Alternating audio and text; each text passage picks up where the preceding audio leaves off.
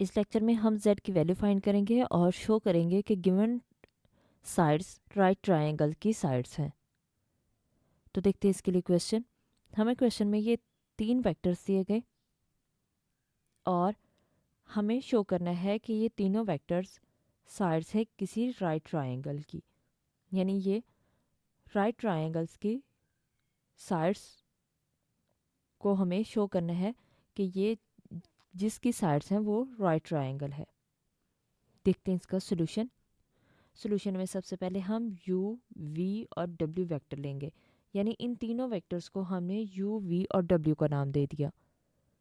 अब हमें पता है कि अगर कोई ट्रायंगल हो तो उसकी 2 साइड्स का सम थर्ड साइड के इक्वल आता है।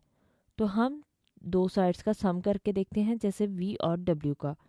यहाँ पे मैंने v और w का सम किया है, आप सबका सम करके चेक करेंगे, यानी u प्लस v w के इक्वल आना चाहिए, v या फिर v प्लस w इक्वल आना चाहिए u के, या फिर w प्लस u इक्वल आना चाहिए v के। तो ये आप तीनों सम करके देखेंगे और इनमें से अगर एक भी होल्ड कर जाता है, यानी एक भी इक्वल आ जाता है, तो इसका मतलब वो ट्रायंगल की साइड्स होंगी। तो यहाँ पे v प्लस w अगर करते हैं तो इन दोनों का सम इक्वल आता है u के। तो देखें यहाँ पे हमने v की वैल्यू लगा दी जो कि ये थी, और ये हमने w की वैल्यू लगा दी। अब हम इसका सम करते हैं तो i प्लस 2i कितना हो जाएगा 3i। j की वैल्यू इसको सॉल्व करेंगे, -3j प्लस j तो -2j, 5k माइनस 4k, 1 साथ लगाते नहीं हैं।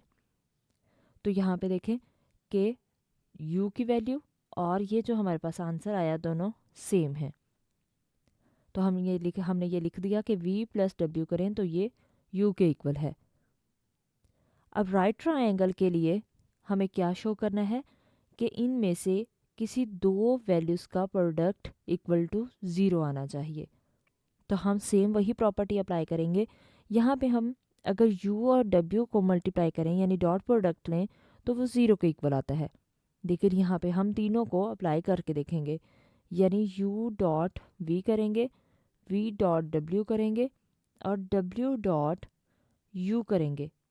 तो ये हमारे पास तीनों में से कोई एक ऐसी वैल्यू होनी चाहिए तीनों को प्रोडक्ट में से कि जिसका आंसर 0 आ जाए। और याद रखें कि u को w से डॉट प्रोडक्ट ले लें या w को u से डॉट प्रोडक्ट ले लें, यानी पहले जिसको मर्जी लिख लें, डॉट प्रोडक्ट में फ़र्क नहीं पड़ता क्योंकि डॉट प्रोडक्ट कॉम्यूटेटिव होता है। ये हमने लास्ट लेक्चर में पढ़ा था। अब हमने u की वैल्यू लिख दी और w की वैल्यू लिख दी, इनका डॉट प्रोडक्ट लेते हैं तो i के कोफिशिएंट को हम i के कोफिशिएंट से मल्टीप्लाई करते हैं। 3 को 2 से करेंगे कितना आएगा 6, -2 को 1 से करेंगे तो -2, 1 को -4 से करेंगे तो क्या आएगा तो -4 आ जाएगा। अब हम इनको सम करेंगे तो हमारे पास आंसर क्या आएगा 0 के इक्वल। इसका मतलब हमारे पास जो वेक्टर्स दिए गए u, v और w ये तीनों क्या हैं, ये राइट ट्रायंगल फॉर्म कर रहे हैं क्योंकि u और w परपेंडिकुलर हैं एक दूसरे के।